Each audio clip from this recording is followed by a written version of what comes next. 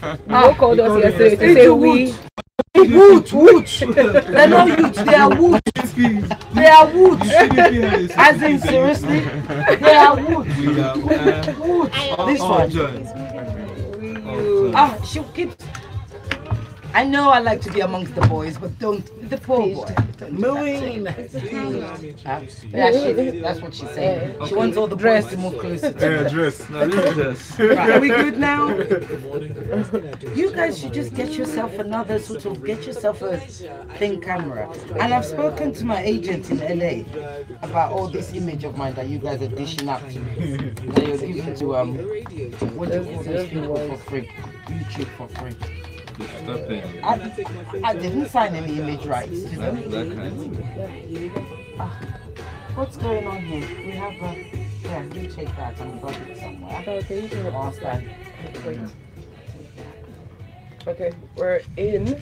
The Smooth Breakfast presents the headlines, the stories, in-depth analysis of national current affairs. Alright. Studio, mics are up.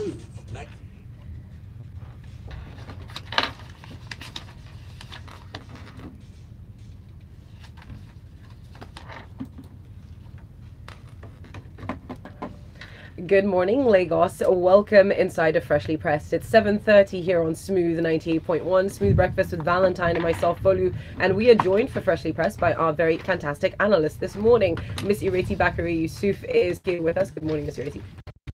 Singing in the rain. Hey, Running in the rain. hey. Rocking in the rain. We like it. Morning, We like Lagos. it.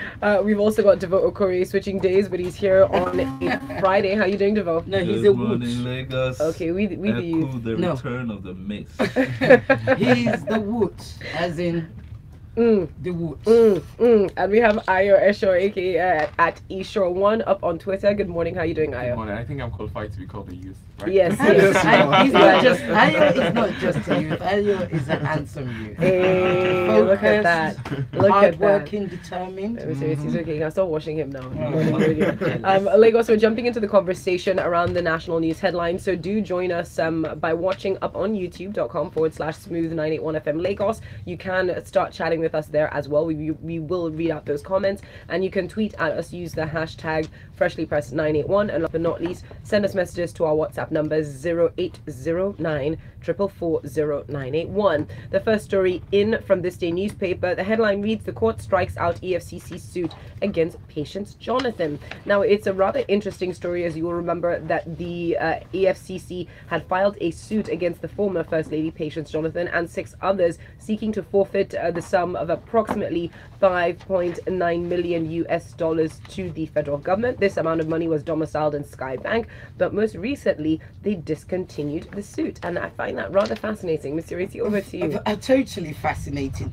Even more so is that the judge, Justice Mojisola Olatoregun, nice power, at some time in December 2016, whilst granting EFCC the ex-parte application, had said to them, she had ordered that they had asked for their account to be frozen, and she actually made them sign an undertaking to file an undertaking as to damages if it turned out that the order was not to have been made. Yeah.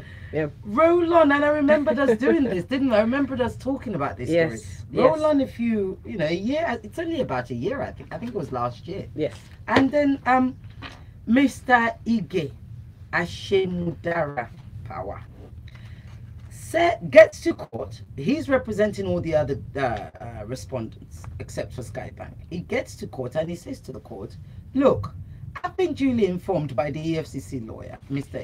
Mohammed Idris, who was also in court, that the anti-graft agency, also known as EFCC, not so anti-graft actually, it would appear, had signed an order to have the case discontinued. So therefore he pushed for the case to be discontinued. Yeah. And the judge struck it out, and that was that. What I find very curious about this story, Mr. Ireti, is first of all, just to correct our dates, this suit was initially filed in December of 2016, and it was just yesterday it would seem that the matter was then struck out from court, but it doesn't give us the reasons, the exact reasons. It doesn't say why. Absolutely, it doesn't say why. But what I want to bring out of this is, they keep spending. We forget in this country that court is taxpayers' money. Every time the government gets off its backside, very lazy and flat yash to say they want excuse your French. Is that French? Is that a swear word? Yes, we can't. It's not appropriate for morning radio. It's just not appropriate. It's crass. It's butts. It's crass. B-U-T-T. That's a bit different. But let's carry on, Mr. Ireti. Right, I see. How interesting. Anyway, so every time the government gets off its backside to say they want to file a case, sue somebody, take somebody to court, it's our money they're spending. It's our money. And they don't seem to care or account for that, because lots of money has gone into this case and it's just been struck out. No explanation, no reason, no justification, no sorry we did something wrong, nothing. We're just expected to just look away, move on to the next case, because we're in Nigeria and you keep asking me to pay my taxes, and yet this is how you want to spend it. Well, seriously, we'll keep an eye out on this. It would be interesting to see if they bring forward a fresh suit. Perhaps they have better grounds, but for the moment, that is done. Speaking of suits, though, the next one, I am coming to you for this. The appeal court has frozen Fayose's accounts. This is from the Vanguard newspaper. Now, you remember, again, going back to cases that started in 2016, the funds were supposed to be frozen, but the Justice Taiwo of the Federal High Court had ordered the EFCC to immediately unfreeze the accounts of the governor, saying that the EFCC's action was against due process and that the anti-graft agency didn't follow laid down regulations in freezing the governor's account. This was appealed. They sought an injunction. The appeal was dismissed by the appeal court in a unanimous ruling, again delivered by a separate justice, Justice Fatima. But most recently, this changed. They filed an application also to adduce fresh evidence. The accounts have been frozen now because the commission contended that the immunity enjoyed by the governor doesn't preclude his accounts from being frozen, more or less. It's a rather fascinating case. The criminal justice system there has to be some form of overhaul. Yes, the Act 2015 is there, but it doesn't look like it's been implemented. If you see here, it says that was dismissed by the appeal court in a unanimous ruling delivered by Justice Fatima Omoro on the grounds that EFCC did not attach notice of appeal and the ruling of Federal High Court advocated. The court also said that the alleged damning intelligence report by the EFCC, which is claimed to have received concerning money purportedly paid into Governor Fayose's account by Obanikoro, was not provided nor attached. So because of this, it was quashed. Now it's gone back to the appeal court, and unfortunately, I'm sure this case is still going to go probably to the Supreme Court, and then we'll now go back to the beginning. Like she said, I mean, Ms. Ireti said, sorry, the cow's mother. Like Ms. Ireti said, I mean, we have taxpayers' money actually being spent here, and the average timeline to get a verdict in Nigeria is around 6 years, and this is because of this. Yes, and it's because of cases like this when things keep going around in circles and going in the cobweb. I mean, what we're seeing here is poor prosecution. Yeah. Because how can you fail to attach evidence that is required for successful prosecution? I won't be surprised if form of delay tactics too. Probably they knew what they were doing, so that they can gather enough evidence. They knew, okay, let it go, let it be squashed out. We'll come back again and file our I always say that, but then, as I said on Monday, the EFCC did apply an application to get fresh evidence in, but the court has now turned down that motion, and that's because they didn't do their work properly the first time. So I guess we will keep an eye, like you said. There does need to be an overhaul, I think, of the justice system and the way that it sort of functions. But interesting stuff there. Moving away from that story, thank you very much, Ayo, for your take on this. Lagos, do continue to send in your comments. That hashtag is freshly pressed 981. Devoe, let's come over to you next and talk budget. BudgIT are decrying the lack of political will to end gas flaring, and the story comes to us from the Vanguard newspaper. The details: BudgIT, like many other people have done in the past, have advised the Nigerian government against the effects of gas flaring. I mean, we're looking at horrible effects such as, and not limited to, deformity in children. children, lung damage, pneumonia, asthma, bronchitis, blood disorder, a host of fatal health conditions, but yet gas flaring reduced in Nigeria only by 38.06% between 2001 and 2016. Over to you, Devoe. Okay, not one of the most interesting stories, but we'll need to commend budgets, or BudgIT as some refer to it as, for keeping track of some of the geo-social political issues that we need to take keep attention to. And in this case, they've been tracking gas flaring in Nigeria. Unknown to many, this takes place especially in the Niger Delta, where the oil exploration and production takes place. Now, what they've noted across a 5-year ban, that's 2001 and to 2016, that there's been a production increase of 90% and a gas flaring reduction of only about almost approximately 40%. So their submission is that the oil companies have spent more money producing than even and not commensurate enough to even tackle the gas flaring issue.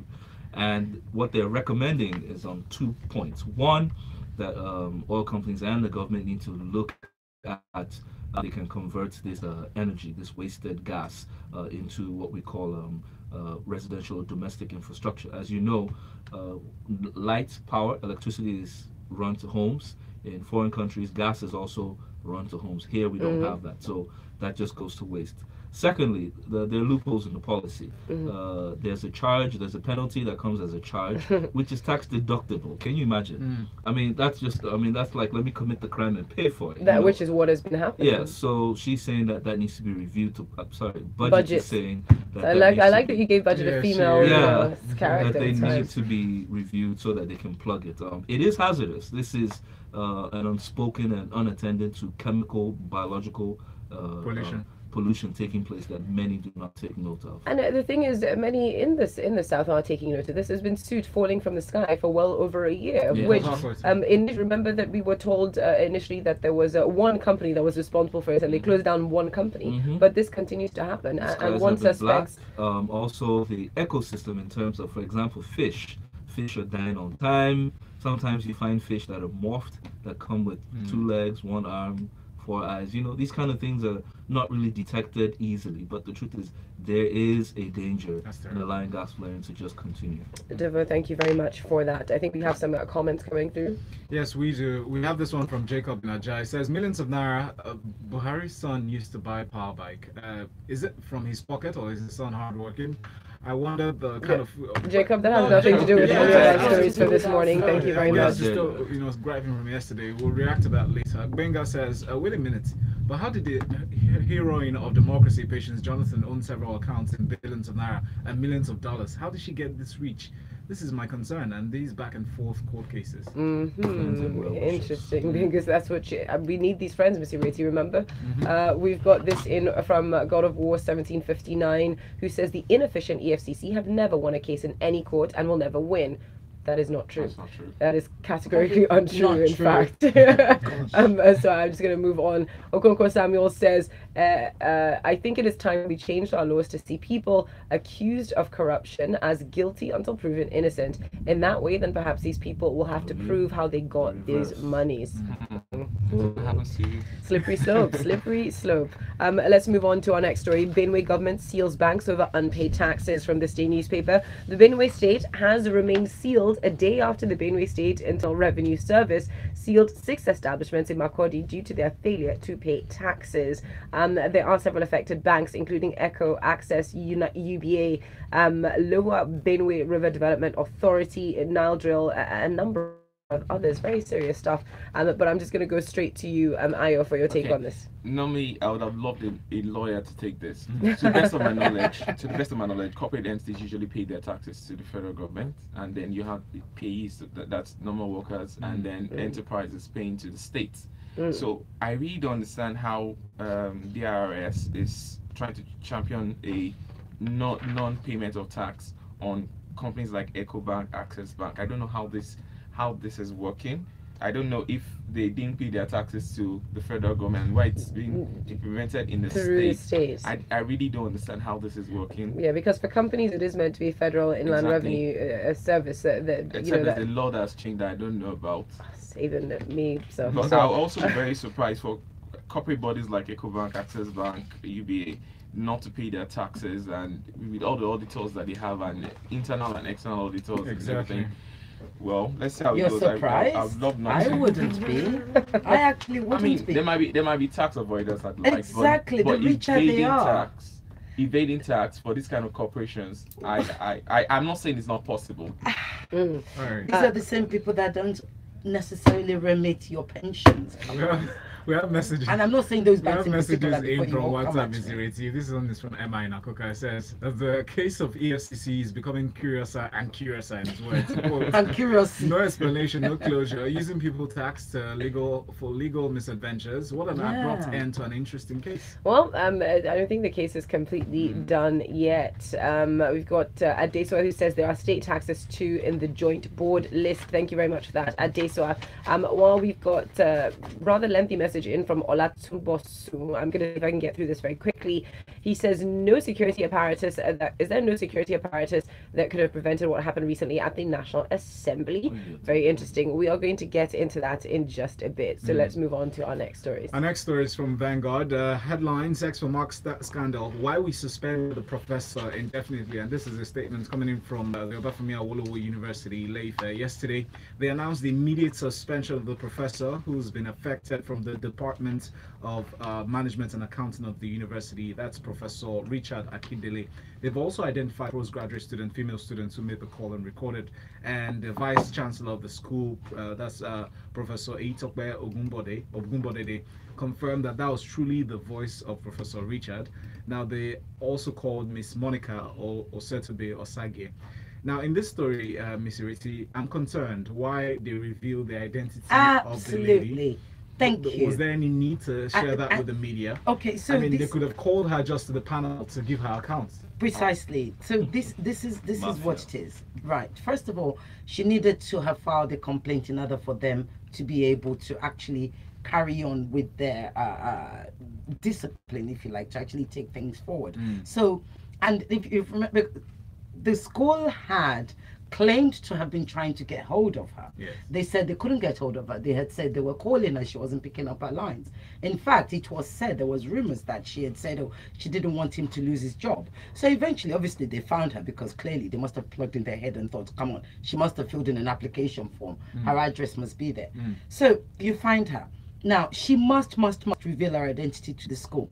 What I don't like, which is what I agree with you, is that the fact that her name, her identity is being revealed in the press. However, that cannot be avoided in this case. This is the thing, because it can't be avoided because it's a case of two adults against each other, although one has a power dynamic over the other. And then what's interesting is the fact that the school recognizes the case as prima facie. It's been accepted to be correct and to be proven guilty. It goes against the suspicion that we had. We had the fear that the school might be siding the professor, being on the side of the professor. Well, no, they actually couldn't. This is it. They would have actually. Very glaring. No, they would have actually. They would. It's a public domain. Yes, So they would. They someone couldn't even argue that it wasn't him, because even his church members, remember, we must remember, this wife. is Professor Reverend Richard.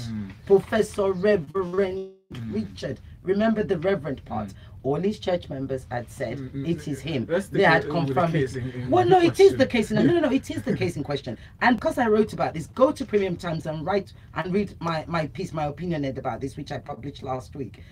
Because I wrote about this, it's not an alleged, maybe them say, boya, something. It's right there. Several people had said, this is the man. However, we don't believe he's that way inclined. That's sort of the kind of thing they were saying. So we're happy that the OAU is taking it much further.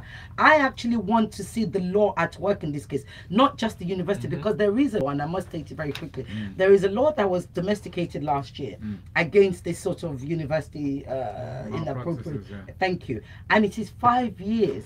5 years sentence for any professor that's found to be doing this, including 5 million naira fine. We'll see what they take with. And actually, the school is supposed to expel any student that tells that was found to have been lying. Oh, okay. Yeah. So Valentine's face. Yeah. So we need to see the law go its full course in this one.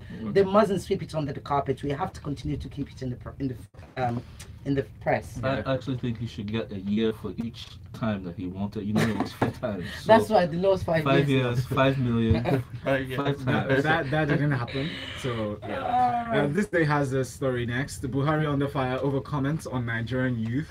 Presidency clarifies the comments. So yesterday, we all expected that reaction that pervaded the Nigerian space. Everybody was talking about it. Now it seems that the political aspirants. Now, what's interesting about the story is the fact that Buhari's camp, the presidency itself, the media team, they went into overdrive, trying to retract a statement and saying that he said a lot of Nigerian youth, that we are misinterpreting it to mean all.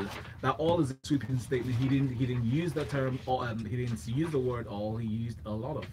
But then Atiku, Fayose, they all naturally reacting to this. So let's go into the story.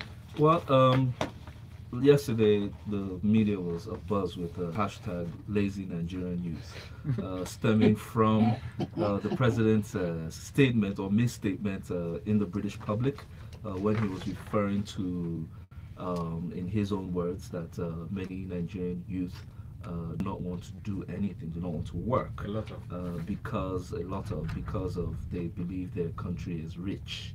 Now, many have taken this as they should. Now, the thing is, not only have Nigerians been reacting from all sectors of the country, the politicians, especially the opposition, have taken to it. Like you did mention, Atiku did elevate the Nigerian youth and spoke of their enterprise and the capacity. Ben Bruce Atiku would do that. Even went head on as to that Buhari was the lazy one and not the Nigerian He youth. would say that. Fani Kade was like, what kind of leader humiliates his own? Fayose also spoke strongly about it. And like Devoe, isn't this the perfect time? I mean, I think we know that Buhari definitely shot himself in the toe with this. And everybody who has never, never believed in the Nigerian youth will now come out and say, me, I did this for them, I did that for them. The thing is what this brings to the fore, because many Nigerians on their own, and it wasn't about politics, went about writing hashtag Buhari, I do this, I pay my own bills, I work, I do this at my own level, which was showing you the strength of the Nigerian youth, who make up, as we know, 65% of the population, who are the electorate, so to speak. Now, the media team did come out, as usual. They tried to defend it by saying, giving us lessons in English and lexicon, that a lot of is not the same as all of them. Femi, we will check our WIAC results to be sure that we understand. Devoe, but the truth is, what I realized that he didn't speak on was the aspect of the country being rich. Exactly. And this is the crux of this matter, that in Buhari's time, in the time of old, much social amenities were given to the youth of this nation, which many of them benefited from. Today, that can't be said.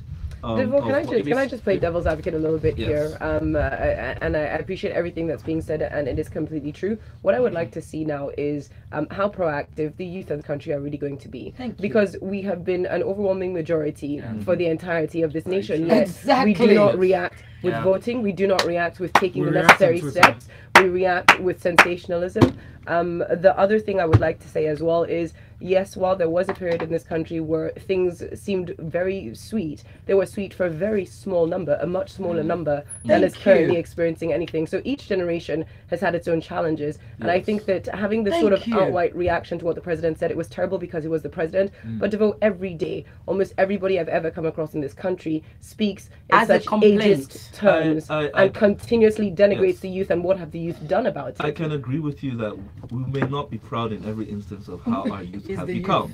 However, I would love us to know the roots of the matter. The history of this country has not given the best enabling environment to groom anyone in terms of infrastructure, educational, health, parenting, medical services. Do you know the people of the UK complain of the same thing? Has been degraded. No, so but do you know the people of the your youth UK to become at the do end of the you day? know the young Now, people in the UK complain of the same thing?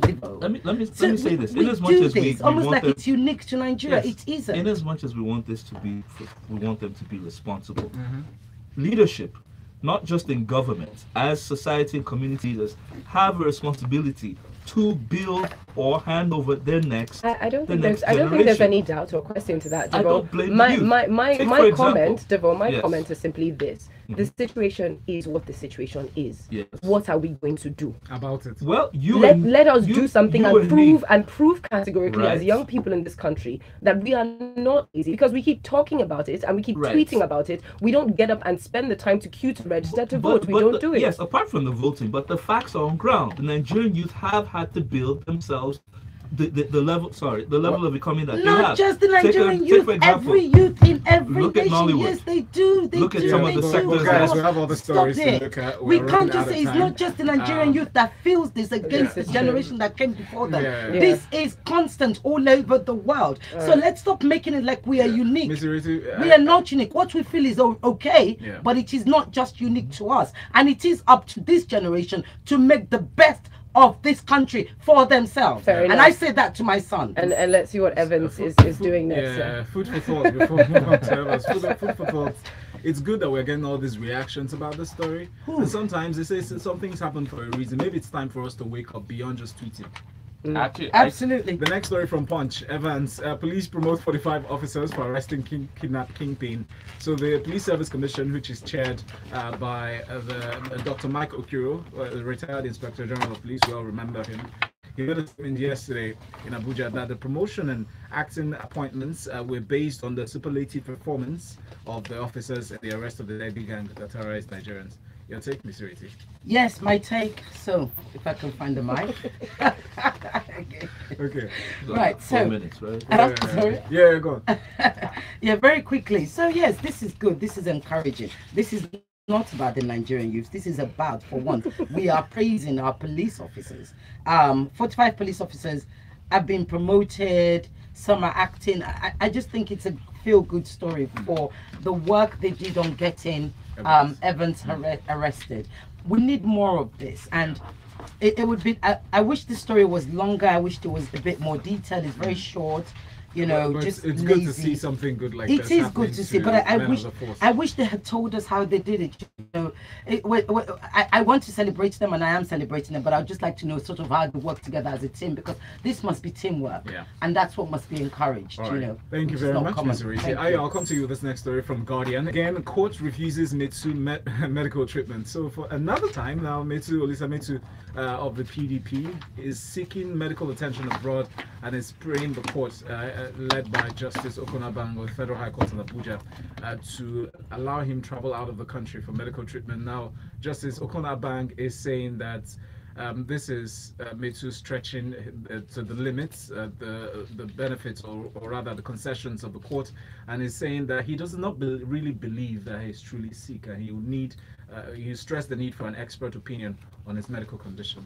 first of all, I think with the stories I'm taking today, I think I need to go study law. Begin to consider that. Okay, this is actually interesting because if you remember, he came. Okay, he came looking like I don't want to. I mean, we'll never know if he's actually not feeling well or It not. looked like Nollywood. He came looking like he was really ill and all that, and expecting the court to react to that. Yeah. And now the judge is saying that he's mostly trying to make the court look inhuman. So maybe his bluff is being called off. Or not, whether he's feeling well or not, we'll never know. But I think it's about time we actually started the trial and let him actually answer to the questions that are being put forward, instead of all these gimmicks that he's trying to play. All right. I mean, what we really need is judicial review. Again, this court process, it is too easy to abuse the court process in Nigeria, and which is what we continuously see, which is why the cases spend so long in court. And until the judicial body, I mean, all the bodies involved sit down and take that time out to just overhaul how the system functions. When the actual was actually signed in 2015, I was thinking that the first thing that this administration was going to do was to go into the implementation of everything, all the recommendations and everything that was put in there. But I don't see that happening. Yeah, Because what they Because did they instead. find ways to manipulate it. No, well, what they did instead was they just arrested a bunch of judges. But you know, Yeah. let's move on. Anyway, our last story is from the Punch. Senate summons IG DSS boss over mace theft. So we heard about the mace that was stolen. Yep. Apprehended. The return of the mace. And found on the flyover in Abuja, and yeah, they returned it anyway. So the Senate on Thursday has resolved to summon the Inspector General of Police Ibrahim Idris and the Director General of Department of State Services Lawal Daura over the Wednesday's invasion of the chamber, citing the apparent lapse in security, conditions around. The factories did not cover security. Some people say that there was collusion here, because if the Senate is such a difficult place to get into, how did these tout-looking people? Place. Yes. It seems to be a difficult place. No, it is a difficult. You should try it yourself. So how did these people pass? So there was some kind of collusion. Now, this is my point with the last youth story. You see, when our elders, when our leaders act like the wild, wild west, what do you expect the youth to do? They only follow what they see. As they see, so they will become. You cannot give what you don't have. You cannot give birth to what you did not inseminate. Now, they're discussing security, how did these people enter. Even look at the story at the end of the day. The man who was pointed, Omar Gege, said that he had nothing to do with those who, yet he was completely in their midst in the video, right? But he said he had nothing to do with them. As far as he's concerned, he was suspended, that the so-called suspension is null and void.